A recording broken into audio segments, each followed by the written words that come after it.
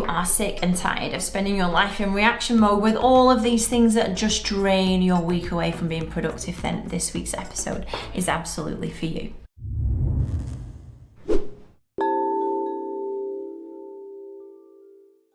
Hello, it's Emma Mills here and welcome to episode 230 of My TV, which is all about reaction, because reaction is one of the biggest killers of getting the good stuff done in your life. And if you're that kind of person that has to respond to every WhatsApp straight away, if you're like kind of, do you know when you're like surfing between all the apps, you check Teams, or we reply to them, check WhatsApp, reply to them, open your emails, Slack, and you kind of like start again at the beginning and you're just like flicking between all the apps.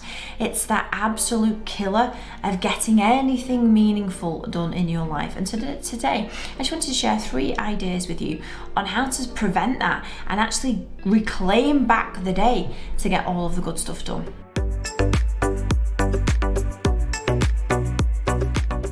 Idea number 1 is that you are not the first person to touch your emails. So if you don't have a PA, an assistant, somebody in your business looking at your emails before you, leaving you with the 20-30% of stuff that only you can deal with, I think you are badly missing out on something that can change your life.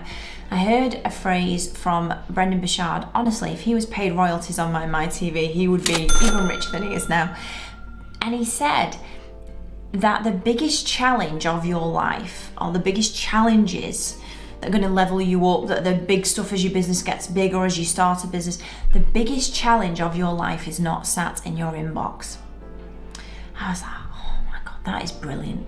Because people spend so much time dedicated to being in there and replying to stuff because it feels like it's what you should do. But the actual biggest challenges, the things that are going to get you more customers, earn you more money, they're not sat waiting to be replied. Okay, I know you're going to say, yeah, they are. I've got like a prospect who's replied to a quote. I get that. And not necessarily you have to reply to it, but that's going to happen. But the biggest challenges of all the stuff that moves you forward, like if you look back from 10 years ago, the things that moved you forward to where you are now, they're not emails just sat in your inbox. And so if you don't have somebody looking at it first, sifting everything out and leaving you with the stuff to reply to or to advise on, or to advise your assistant on how to get back to them on, you're missing out on one of the biggest ways not to be reactive during the day. And so idea number 1 is just about you not being the first person to look in your emails. Let somebody else first and let them give to you only the really urgent good stuff.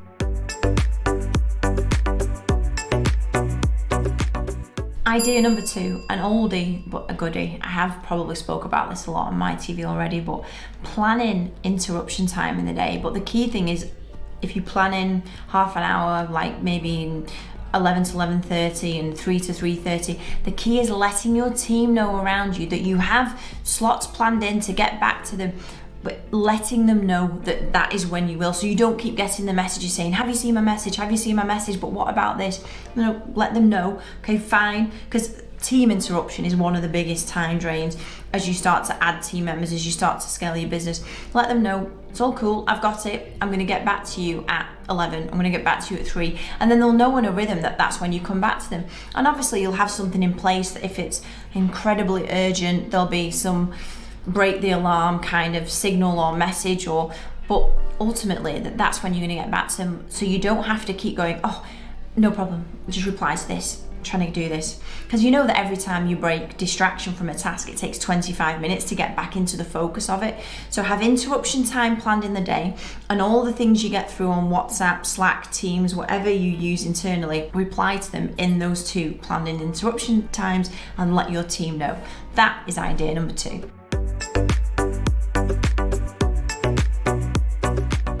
Idea number 3, and I have spoke about it I think on each of the past 4 episodes, but it's planning in your focus time, because I see focus time of getting the good stuff done just like going to the gym. You can't go to the gym in dribs and drabs throughout the day. Like, that is just not possible. You can't go and do a minute on the treadmill, come and do a bit something else, go and do a minute on the treadmill. From between 8 and 5, and for me the focus time of doing really meaningful work is exactly the same. So if you plan in your focus time, and you know my new strategy of the 2 hours 20 minutes in the morning, the 2 hours 20 minutes in the afternoon, you end the morning and the afternoon, you go home at the end of the day knowing that no matter whether the rest of the day was hectic, you got the good stuff done. Because you can't do the deep, meaningful work by doing 3 minutes on it and then replying to a Teams message and doing 2 minutes and replying to that WhatsApp, or, oh, phone's ringing, I'll just pick it up. Like, that's not how it works. It's just the same as a gym workout. You do it in a focused chunk of time because that's how you get the maximum from it. Focus time and gym workout is just the same. So my idea number 3 for staying out of reaction mode is planning in the focus time, because then whatever happens outside of that, you can be as reactionary as you want, because you'll end the day knowing I had my 4 hours to get the good stuff done. I hope my 3 ideas today for getting out of reaction mode, because I'm aware from all the clients that we speak to every week, the new prospects, the welcome calls that we have, most of our clients' goals and dreams are hampered by being reactionary. Like, that's what really pains them. And so I hope these 3 ideas today get you out of the dirt into the focused, non-reactionary clouds. And I'll see you next week for episode 231. See you then. Bye-bye.